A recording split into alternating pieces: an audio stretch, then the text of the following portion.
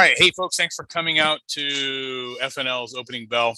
We're going to OODA Loop our charts. And again, our goal for this is not to predict where we think the market is going to go, but to have a plan for when it goes there. So if the price goes up, we have a plan. If the price goes down, we have a plan. And if the price goes sideways and chops, we kind of know when to stay out. One thing we always need to remember is that trading futures or any other financial product contains risk, and only risk capital should be used. So any representation or really no representation is being made that any information you'll receive here is likely to achieve you success. Okay.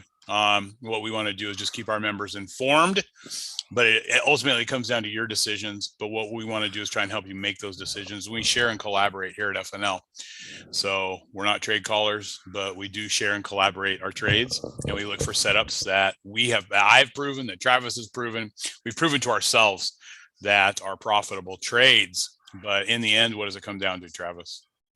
My own decision making, my own track record, my own confidence in my own zone. Exactly. It comes down to you making your decisions, not us making them for you. So with that, let's get to it, brother. Let's do it. So first thing, 5 minute we can glance at, see that trend might be a little questionable. Definitely we're headed down all morning. Now we've got a deep retracement. We talked about that 8:30 report. Might have sent a little bit of a wrench into the market, but either way, just kind of take it for what it is. We retraced all the way to the 200. Very common spot for a deep retracement. So my downtrend is not out of the question, but it is a question, if you will. Yeah, anytime we're between the EMAs, between the 21 and the 89, it's, where we see the 21 starting to look like it may want to cross the 89. That's one of our biggest indicators for a trend change. Is when the 21 crosses the 89, and we're getting close to that. So it's right. It's kind of like a red flag right now. Just to maybe wait and see, let the price action dictate what way we should be trading, and not try to have too many assumptions on price yet. Agreed. If you were thinking about trading now, you would basically be betting or assuming in your trade that the market has the strength in a downtrend to break back through the 10 and the 21, because both of which often act as support once we're back above them, which goes back to how it's almost like we're pushing down off the 89 and 200 and up off the 10 and 21 right now in a period of what could be consolidation until we break out one way or the other. So that's exactly it. Daily. Go to the dailies. Look at that move down. Whew. Holy mac. Do you want to look at the weekly real quick? Sure. Just take a quick glance at it.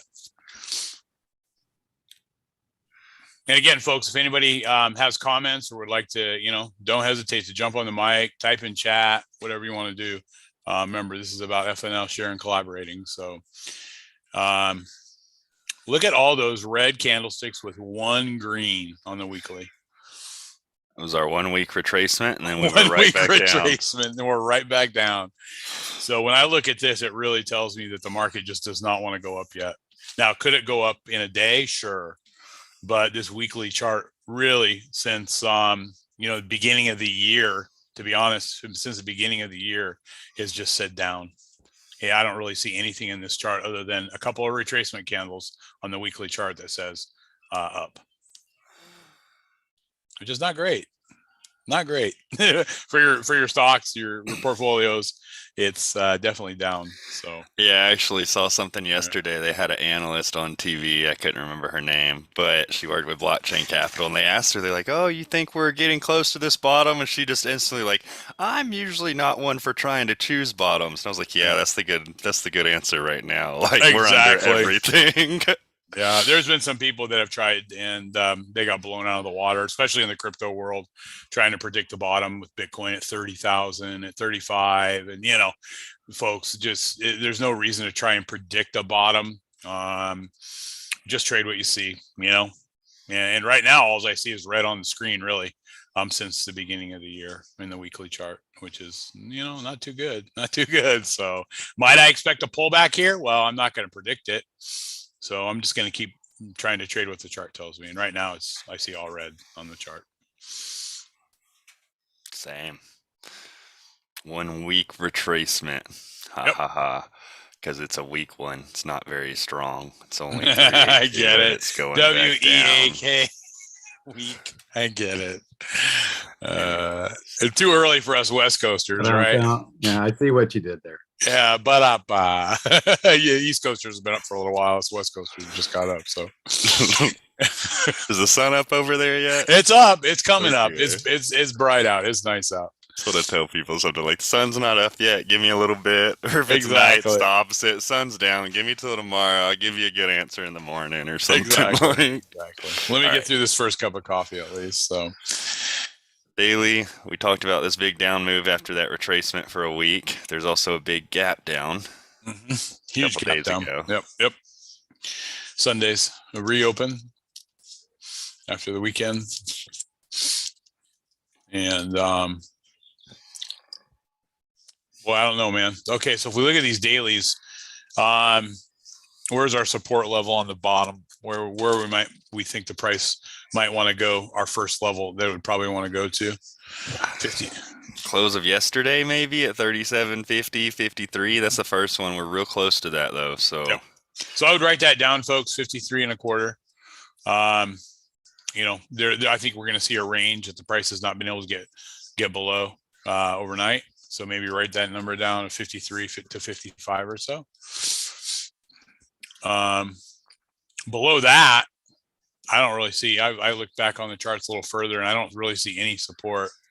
We haven't been here in over a year. I mean, it's tough. You'd be making assumptions that the levels a year ago would hold, which would not be far.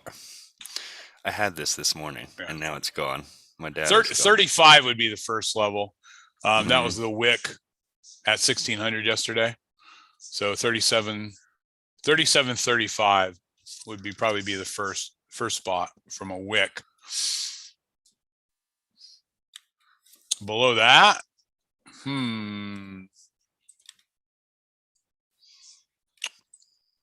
boy, folks, not a lot of support.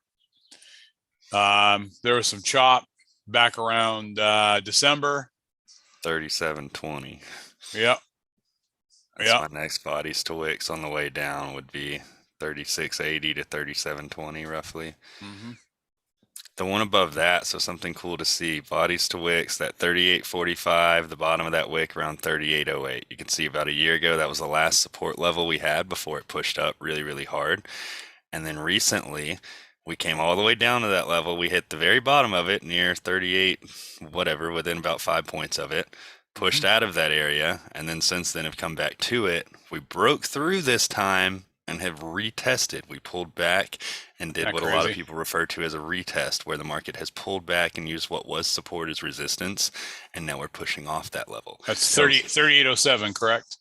Yeah, right in that area. Mine's around 08. Yep. So that's pretty wild how that retested that almost to the exact number within a point or two of that retest. So it definitely shows a strong downward momentum from that area. So it's a trend that I would not jump in the way of. If I still perceive downtrend on the 5-minute, it's one that larger charts tell me we're hammering down through everything right now. I mean, last 3 days, that's as emotionally down as we've ever been if you look back on the charts in 3 days. I mean, that's a huge drop. Outside of a couple different times, we might have a few contestants for how fast it dropped, but just generally speaking, record or not, that is a fast drop. So there's probably a lot of traders still thinking, hey, if it pulls back to a good place, I'm going to hammer down. And that could be the good place. So that would probably be our first spot. Then we would look on the top side for it to break. So, why don't we write that number down of 38.07 on the top side? Yeah. So if we can get through 38.07, 38.08. 38.08, let's run it. Yeah, 38.08. Then we might look for the price to gain some support there. If it can get through it and then act as support, then we might move up to the top of that of your line there, which would be around 38.49 or something. Yeah. 38.41, 38.42. So 38.08 would be the first one on the top side. 38.42 or so would be the second one.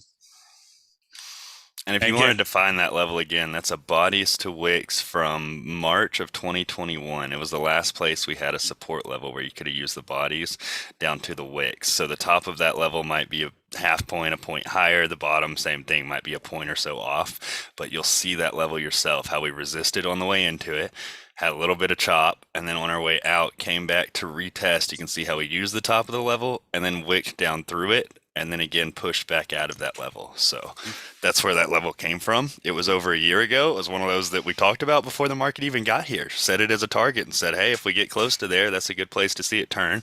It ended up doing that near the bottom of the level. But on the other side of that coin, we've now broken through, come back to retest what was support as resistance, and reconfirm that this level from over a year ago is still a little bit relevant. I'm not saying it was enough to just want to jump in a trade as soon as we were approaching that level, but it's really fascinating to see how stuff from over a year ago can still affect the market. Mm-hmm.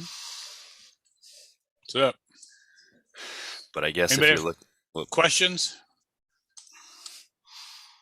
I'll move forward. I was just going to say, if you're looking for key levels around this price, you really don't have a choice but to go back a year because there's nothing here.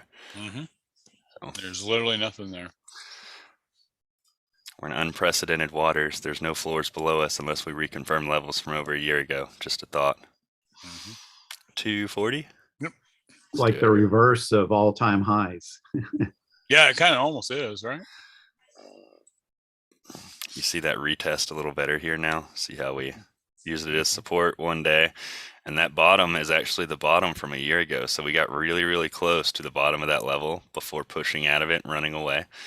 And then we've since pushed all the way down through and then retested that level again within a point or two of that same level. And then we've pushed down off of it.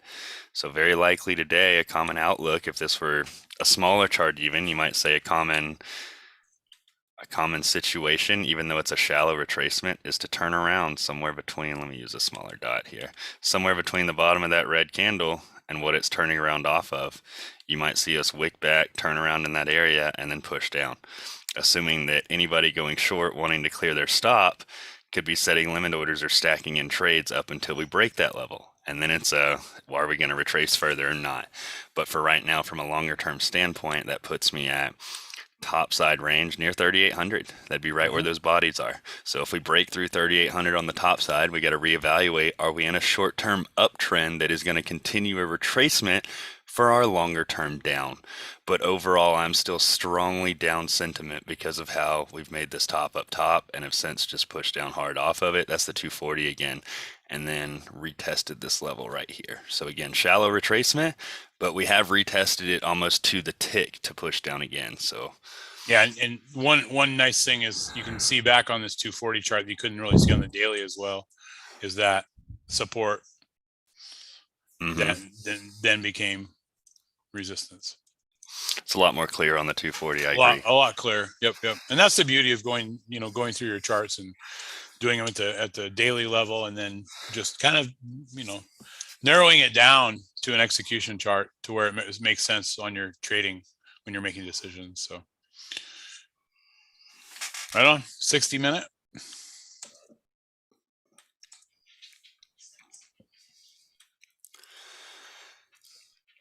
Shows that same period of indecision, sidewaysness up top before it finally broke those levels and just kind of fell out. So same shallow retracement on this side that retested the key level and then pushed down. Just we're in a strong downward emotional trend type move that has a shallow retracement. So we're nearing the bottom of the mark, but in a move that I wouldn't fight the momentum of. Seems like there's a lot of people behind it. So trade safely, if you will. Yep. Pick your spots well. 15? Yep. 15. We're starting to now kind of get our chop zone. Again, I think that 3808 is a good number or so to look at before I want to go long. That would be, there it is right there. Right there. So until we get above that, I'm going to have a tough time going long, to be honest. Only because I know that the price could come up to here, reject again, and drop, right? So I want confirmation that we're going to be headed up. And if I miss out on some points because it's moving up, that's okay. I'm okay with that. Yeah, you can see twice we've hit that level. The first time was just a big wick, implying there was a lot of leftover orders, not letting it go back up. And then the second time, little slower turnaround, but hard brick wall right there at the key level. It did not want to go above it, and then has since pushed down. So I agree with you, Rob. It's like I'm tough to go long. If I am going long, I'm definitely filling before that area, if not way before that area, for that reason. And then to go short on this chart, well, I'd probably want to make a lower low here, right? I guess if I get a good spot to go short, I might look at it because I am on this chart still. I love the 15. I am below the EMA. So if I stay below that, I might look for a retest, but really to be confident with with my trade going short, I'd want it to get below, 37.40 or so. But that is 20 points. So if we get a spot to go short, there might be I might have a spot that we could look to go short here before we make a new lower low. Yeah, you might even. Can I clear your lines for a second? Oh yeah, I got it. Awesome. Well, you might even see this as a shorter term higher low on this chart. So even though we're in a longer term downtrend, if I'm going short now from a 5-minute, maybe I say I absolutely have to fill before this area right here. And then after that, I'm going to wait a second and say, if we break through all this, I'll look for another downtrend, but I don't want to force my trade to break through a key level when we no longer made a lower low. Now, the 5-minute might reconfirm that. We have gone off the 89, which is really close to the 200 on the 5-minute, but we'll see how it turned around there and how it's acting. Because kind of in no man's land right now, if you ask me. Yeah, we're near the bottom of the mark with a shallow retracement. It's where a lot of times we get that recovery trend on the way back up, and other times you get this emotional move where everybody says it can't keep going down, and you see the biggest down move right after that. A lot of times I've seen that it almost leads into those emotional moves when you get the area that everybody says, well, there's no way it's going to keep going down, because then all your long traders exaggerate that downtrend when they lose that battle, if you will. Yep. So 5-minute. You bet. Now we can really see our kind of sideways movement right now. All the price actions are stacked right on top of the EMAs. All the EMAs are together, except the 200s a little bit above us, but for the most part, we're all kind of stacked right on top of each other, which is a big red flag to me. Agreed. Yeah, I'm not sure which way the price wants to push right now. And then you see that longer term higher low on those charts, but then on the top side, we've been making lower highs ever since hitting. That's the daily key level up top there around that 3807. So that's where we retested it. You can see how the 5-minute pushed all the way up to that level and then ran away from it. Also using key levels on the way down, like yesterday's opening range, as well as, let me go back and point this out. Very, very common pattern of the market. When you use these support resistance areas, they tend to be respected multiple times. So I'm going to move actually a little bit from current market just for a second so we can show how yesterday had a bodies to wicks area that was pretty relevant as a support. See how bodies to wicks was drawn right there. And then we had it as support 1, 2, maybe even 3 times after that. Tried to hold after, couldn't quite hold. Well, after that level was done being support, you can see we really tried to hold it as resistance, ended up breaking through up to that daily level again. So same daily level that we retested overnight was kind of the limitation of yesterday. Had a big double bar from there. Since pushing away from that level, I like to talk about how we stair step through key levels at times. EMAs are a very common one where the market will go from the 200 and then the 89 and then the 21, something like that. But key levels can act very, very similarly, where when you break through it, the market wants to come back and retest that level.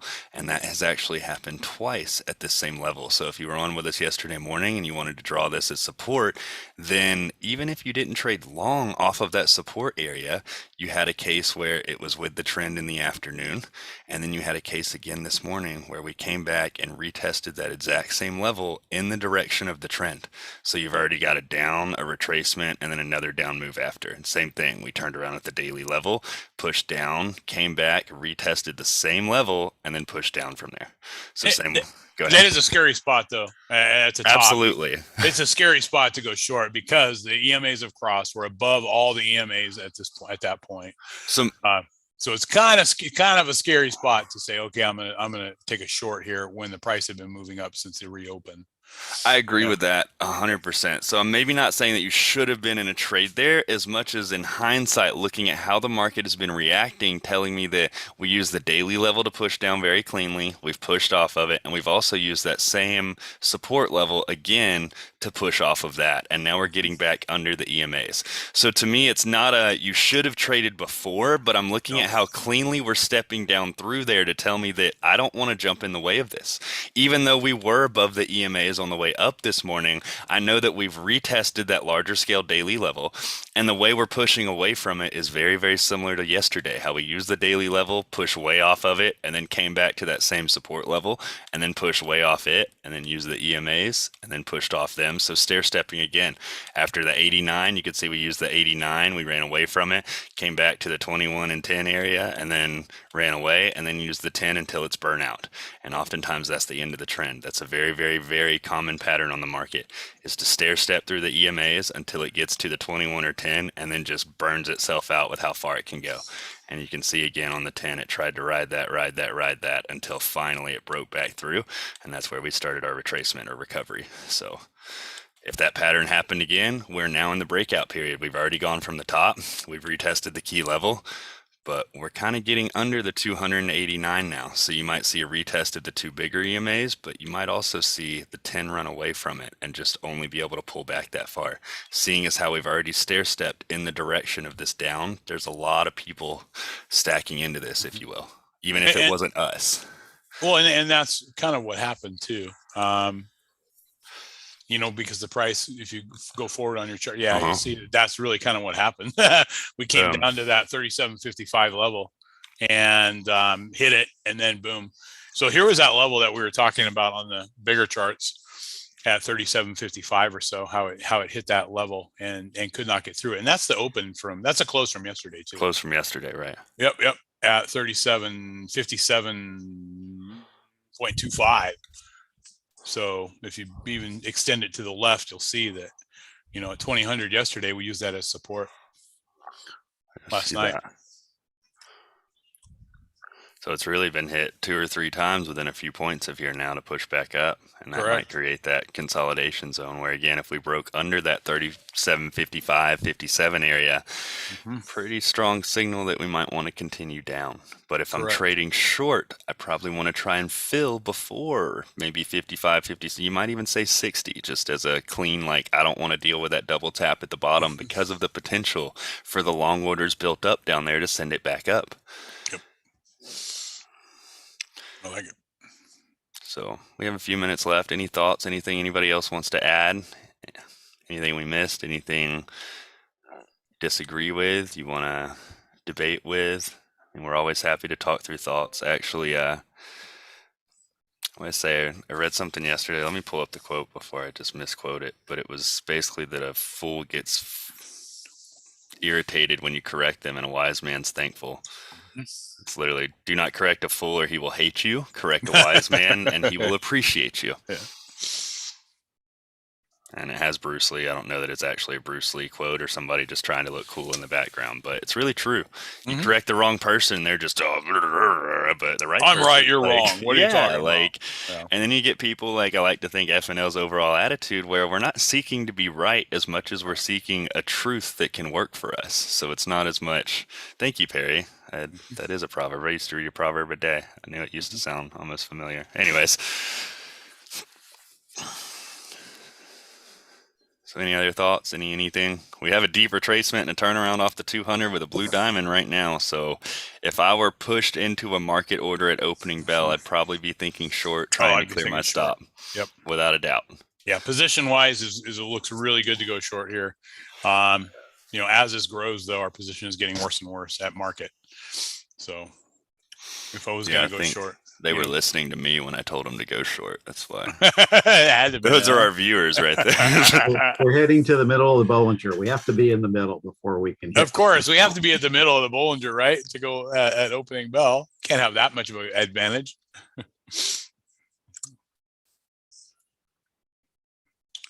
So kind of a tough spot though. Or how often do we say that at opening bell? But we're right in the middle of everything right now. So, are we looking at that? Are we looking at that?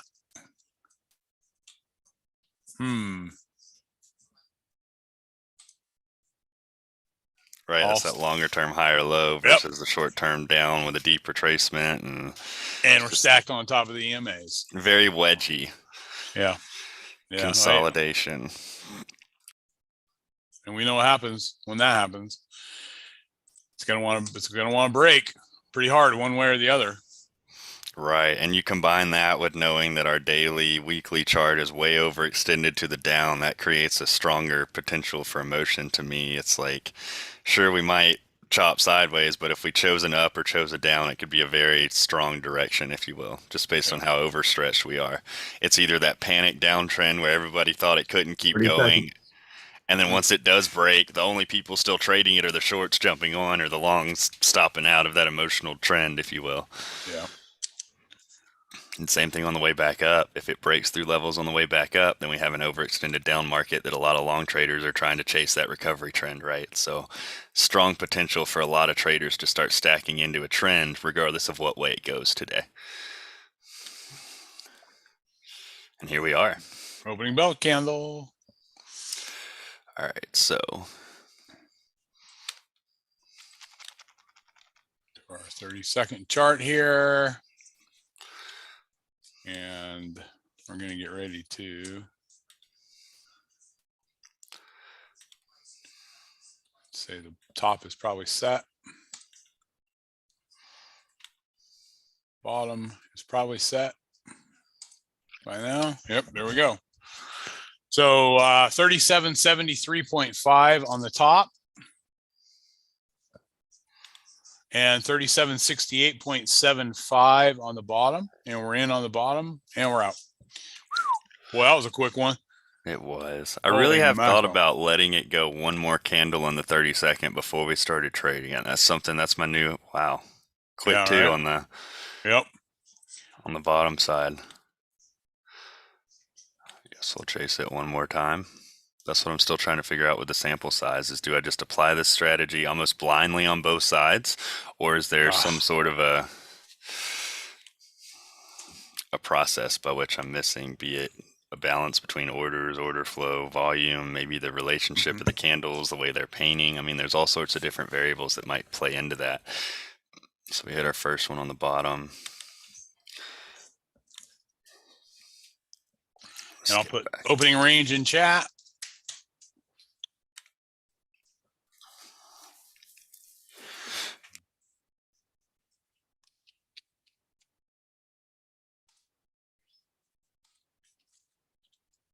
Tuesday, 6/14/22.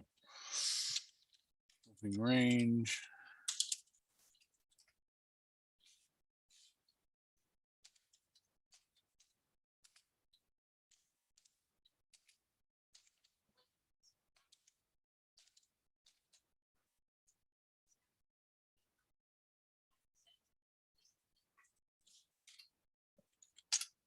Boy, choppy, huh?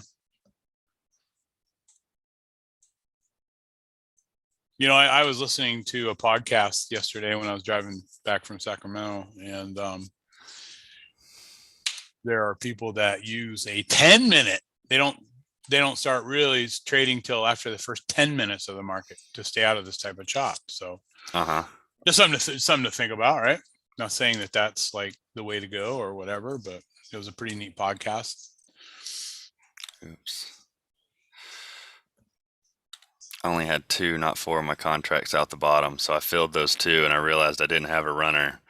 Yeah. Oops, because I had my scale-in strategy still sitting there instead of the full one, so potentially missed a portion of this trade because I only had 2 instead of 4 on the time it did decide to run. It's been fairly a little bit of chop. Well, the first 3 candles were pretty choppy. Yeah, they were. First 4 candles. You might get a shot here, Travis, to get back in. We'll see. See if it retests.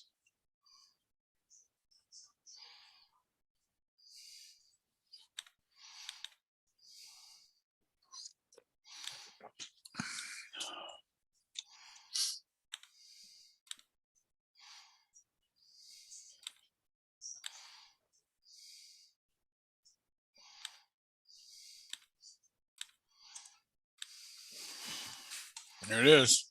Back in. Yeah. Back in.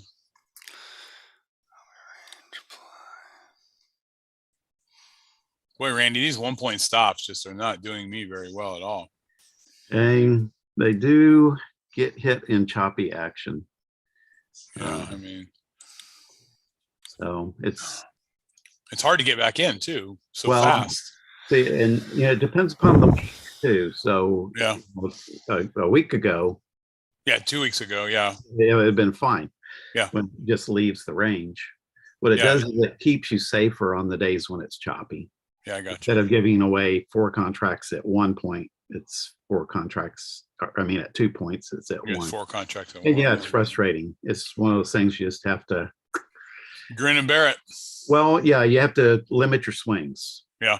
That's the hardest problem is, oh, it's going to do it this time. And maybe it will, but Yeah. Yeah.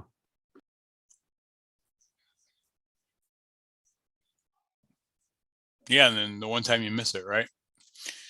Yeah, that's the time it takes off like takes right out and takes off really Yeah. fast, just like right now. But Yeah. Anyway, you can always say, well, then it's becoming more obvious. Let me get a good spot to get in when it calms down. Sure. Or not calms down, but shows you that it's going to keep running.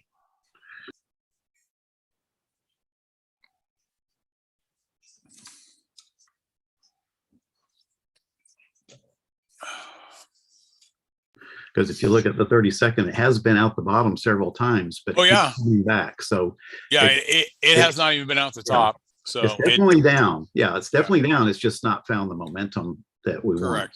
Correct.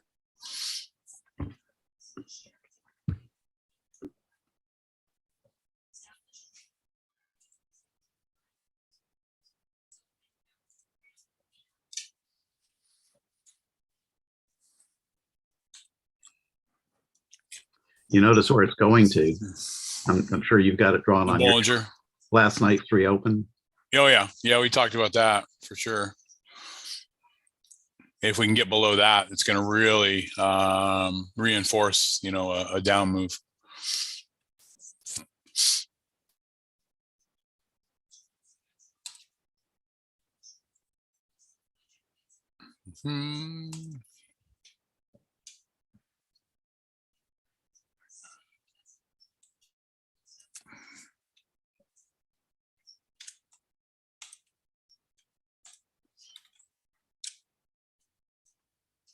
So pretty big wicks on the 5.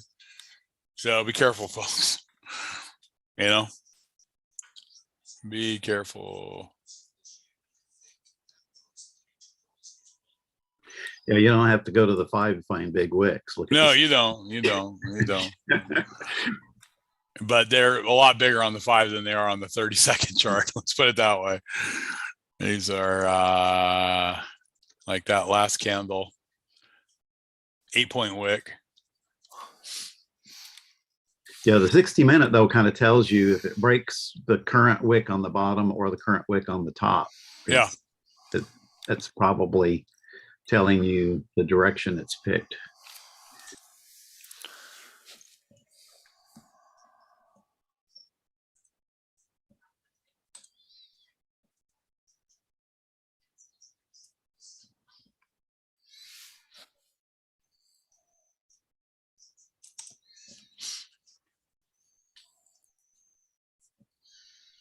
So again, just chopping back and forth through the opening range right now. Probably a time to just kind of wait and let the trend establish itself at this point, I guess. All the momentum has been below the opening range since the open, but it hasn't stayed there. It's just gone down, wick back up into the opening range. So on the 5-minute chart. So I don't really have a clear set, clear direction just yet, other than my bias is probably short. But man, pretty tough right now. Pretty tough. So this is one of those times where you might want to just say, all right, let me go get a cup of coffee and let's let this thing do what it's going to do. Come back maybe in a little bit and say, okay, look, we've made a lower low, right? Look for that retest and then a spot to go, or conversely, we get above here and then we can look to go long on a retest, something like that. In this area, it's just gonna be really hard to trade with these wicks. I don't see a real clear advantage here unless I want to try and, if the price does come up here, go short, or down here, go long. Other than that, I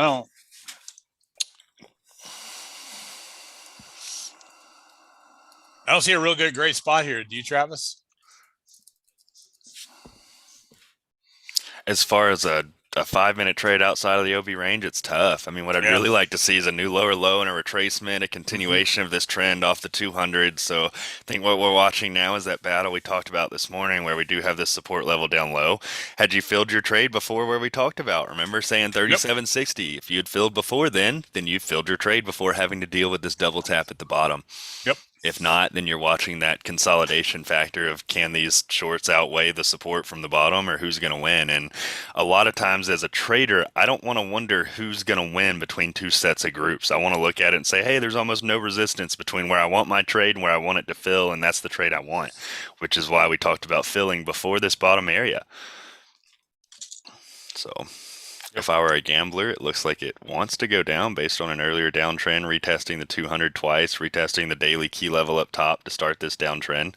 Tells me a lot of people are wanting to short this market, but from where it sits right this second, I'm not entering a short position. And wait. Nothing wrong with waiting. Actually, there's a lot of benefit to waiting. There is.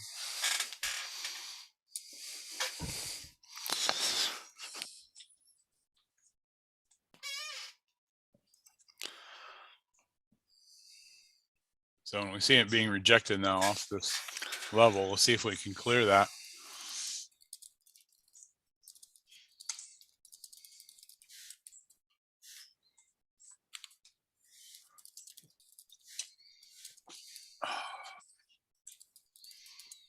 Now, does that mean I want to go long right now off this level that cannot seem to get through? No, that seems silly. Even if I wanted to go long, I would wait till we have some sort of confirmation of a turnaround, a green candle, something that tells me it's at least trying. Because right now, we see red candles. We're bound to see rejection. But what I think a lot of people don't realize is that if this red candle shows a little bit of a wick of rejection, I think all the time people look at that and they think, wow, look at all those long traders getting in. It's about to go all the way back up. And in reality, if you think about what's happened, a lot of short traders up in this area, right? A lot of people thinking short in that market this morning. And we talked about where they had to fill their trade. Around 37.60, maybe a little under it. Well, a short trader filling his trade is a buy order. So a lot of... Yep. Go ahead. I was just going to say, a lot of the rejection we see here, yes, there are probably people getting in long, I'm sure, but there's also a lot of short traders who are scaling out of their position at the low and more than willing to get right back in it on the first little bit of retracement. So me jumping in long and saying, whoa, it has to go all the way back through the top is a little irresponsible in a downtrend, knowing that people are trying to smash through the bottom of this market. I can't always perceive this wick of rejection as, oh, everybody's going long to send it back through the moon. It's like, not always. A lot of times in a downtrend, we have all these short orders from the top, people stacked in, filling their trades where it's reasonable to fill their trades. And now we realize, does it keep going or not? So I know that's a temptation. Go ahead. I think that's a little bit of a fallacy too, is that we think that because the price is going up, it's being rejected, that people are buying in down there. And I don't necessarily think that that's the case. Like you were saying, that those are people's shorts fills being filled. So that's a buy order when you're selling. Right. So yeah. So, I mean, I agree 100%, dude.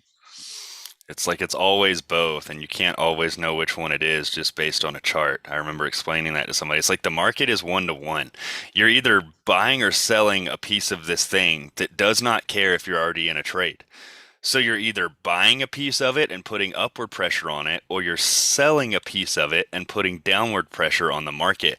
But the idea there is that the buy order or the long trader getting into a trade buy order long trader right here is the same buy order that gets a sell out of a trade or a short trader out of a trade. And vice versa, same thing on the short side or sell order, we'll just put SS. Getting into a trade short, that sell order with the same number of contracts has the same pressure on the market as the trader getting out of their long trade. Same sell order, same number of contracts, same exact pressure on the market.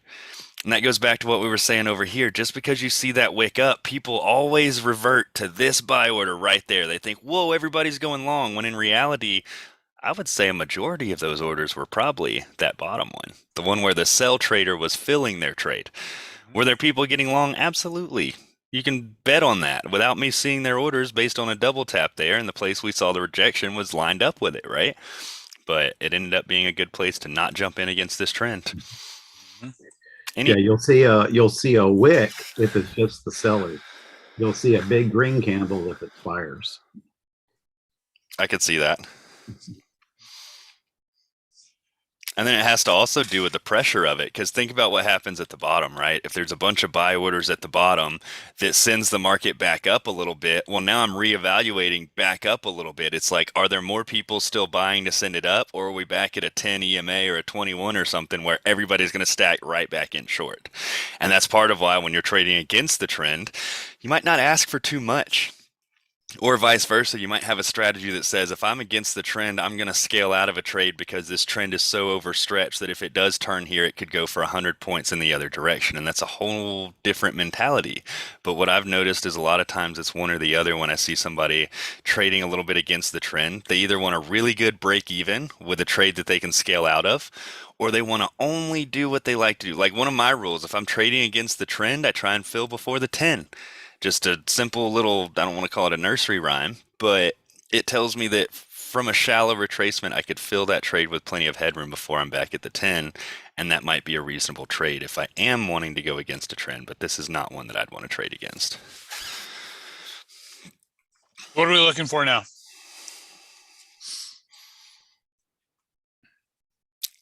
I'm not asking you, I'm asking anybody in the room. Can anybody in the room tell me what we're looking for now? Remember, we always need to have a plan. There you go, a retracement.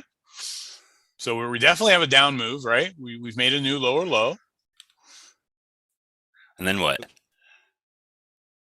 Terry said a retracement. Right. So I'm saying when we retrace, we get back to this 382, 50%, 618. What do we do when it gets there? How do I decide that I have a trade? We have to wait for a confirmation. Confirmation of a Turnaround. Turnaround. Yes, perfect. Exactly. Because we don't want to get in the way of this big move up. I feel like I'm in the classroom waving my hand. Hey, pick me. No, and this is why we don't predict where we think the price is going to turn around, because look at this green candle here, folks. If you would have said, oh, this has got to turn around at a certain percentage, and it says, no, it doesn't have to right here. Guess what? You could just, this can blow right through your limit order because you predicted, you thought the price, there was no confirmation, and it just blew right through your, So that's why we want to wait for that confirmation of the turnaround. Now, the tough part is sometimes it happens so quick, it turns around and it just takes off that you don't get in the trade. And sometimes that's okay. It's a balance between position and direction, if you will, is what I like to say. So you have how good of position can I get and still be sure that the market is turning and going in my direction, right? So my goal is to get as good as position as I can, but in a candle like we see right now, nothing tells me it's going back down yet. So I still need something to tell me, I have good position, but it is turning around here. It's faced the way I want it to, and that gives us our retracement and our best chance of getting into a trade, clearing our stop, and from the moment we get in, that trade could go in our direction. Could. Nothing's 100%, but it gives us a very good chance of that at times. When you identify your trend, identify the retracement, because then you stack up two different factors with each other. Do we have a couple minutes, Rob? Yeah, you bet. Can I run you through a little exercise I like to do in the afternoon? You may or may not have been there with me, but can I use you for a second? Of course. Perfect. So what we're going to talk about is a balance between the trend And then also, I'm going to put RB for Travis and Rob Betch. And we might have done this before, but a rubber Yeah, we band did. effect, Yeah, if yeah, you I will, like on the market, where the market wants to rubber band right back where it came from, right? So if the market was running down really, really fast, it might want to rebound back up. And if the market's running up really, really fast, same thing on the opposite side, it might want to go back to where it was comfortable back lower. So what I'm going to ask is which way does a market tell us to go? The first example is going to be the dream trend for the trader who has never traded. The one where you have nothing but candles, just green candle after green candle after green, just straight in one area, right? So two different questions. Which way does the trend tell us we're going? Not a trick question. Nope. But if we use that rubber band effect, which way does the market snapping right back where it came from tell us it wants to go? Down. Exactly. So now we're fighting those two principles, right? It is going up, but we might not know exactly how far it's going up. And that leads us into why we want what we call retracements on the market. So now I see that picture perfect. Everybody who learns to trade sees this pattern, and then they get to the live market and say it doesn't happen. But over time, the concept does happen. So same two questions. Which way does the trend tell us we're going? Up. That might be a little harder to identify if it's somebody's first week trading. The reason we say that, a set of higher highs and higher lows moving up through the market dictates a much better trend than what we'd like to call that first move as an emotional move. And the second one, again, the trend told us up. Let's go back to rubber band tendency on the second one. If we want to snap back real quick right where we just came from, which way are we going? Well, down on the retracement. Well, if we just retraced and we want to go right back where we Then just it's came going to go from. back up. Exactly. So that's what we're looking for. And that's where that retracement comes in. It almost stretches or loads a slingshot to say, as soon as I get in here, I've got the trend telling me we're going up, but I've also got this pulled back market right now that if it wants to jump back to where it just was, it's also up. So now I've got two different factors that give me a good chance of, if I get in right now, this market might just run in my direction. And that's our goal as a trader, right? Is Yep. just to get in and it goes straight towards our fill. So again, the point I'm trying to make is when you have retracements in a market, it gives you more of an expectation that says not only have we been going up, but like if you look at this recent example, from where the market is turning around at, the market is likely to go back to around the last higher high. Might go a little past it, might not make it all the way there, but that is an expectation created by this trend of higher highs and higher lows. It doesn't matter if that zone is 10 points or 50 points. The expectation still remains that if you see your higher highs, higher lows, and a set of them in a way that you confirm your turnaround at the bottom and then clear your stop on the bottom side, again, it gives you that expectation that we're going to run back to the last high. And that's true whether you're on a 5-minute, a 15, or a daily or 4-hour chart. Any thoughts or questions or anything anybody wants to add to that example? Makes a lot of sense. Now we do have a double bar here, but it's kind of, if you go to your 3-minute chart, you'll see that it does not look any better. So what I try to do now is go from my 3 to my 5 when we have this volatility like this, these big candles, and try to find a little. Give me, Rob. Yeah. Didn't what Travis drew a basic channel? Sure. If you could find the same angle on both sides, then you could identify something like that maybe going up and then start looking for longs on the bottom. That's what I saw. Okay. Assuming those are parallel. Yeah, you're exactly right. I'm a poor artist at times, but we're using a laptop I could pad. see what you were talking about. But yeah, exactly. If you can identify the same angle on both sides, now it gives you the indication that pattern might continue. Right. Any other thoughts? Any other questions? Anything anybody wants to add? All right, I'm going to clear that off. But thanks again, Rob, for going through that with me. That's something that early on, I didn't completely understand that. I mean, early on in trading, it's like everybody dreams of that one trend where it just everything is going straight up, right? And it's like, that's all I need to see, and then I'll get in long and I'll just make all the money in the world. But what I don't realize is that straight upward arrow does not give an expectation. It's just as likely to pull right back as it is to keep going, and I don't know which one it's going to be. Whereas once you get that retracement and a turnaround, you have an expectation created by the market. You know that if it is turning around there, then your stop below that area should be, in theory, pretty safe. Same thing with maybe you recognize the channel and you might use that as support. That's a really common practice of a trader, if you will, using this bottom line as support on the way up and saying, not only do I want to clear the turnaround, I'm going to try and clear that diagonal support level, if you will, on its way up. And in that way, my trade should be safe if the market keeps doing what it has been doing. So I'm going to go ahead and clear this. Hey, I just got a text that my dog is in the neighbor's like puppy is run off type situation. So I Okay. need to go chase down a dog. Well, why don't we just end the stream with that? Perfect. And good little lesson there at the end, Travis. Love that. And what we're going to do now is just kind of look for a trade, you guys, to go probably short until we can make a higher high. But again, we're having these big candles right now, and it's going to be hard to clear stops. So thanks again, Travis. And we'll see everybody on the live stream probably towards the end of the week. But of course, members hang out, and we're going to look for a trade. So thanks again, Travis. Thank you, Rob. Thank you, Bill. Yep. Thank you, Madeline. Everybody else coming on this morning. Always appreciate the participation. I mean, we're here for y'all, if you will. Terry as well. Yep. So You bet.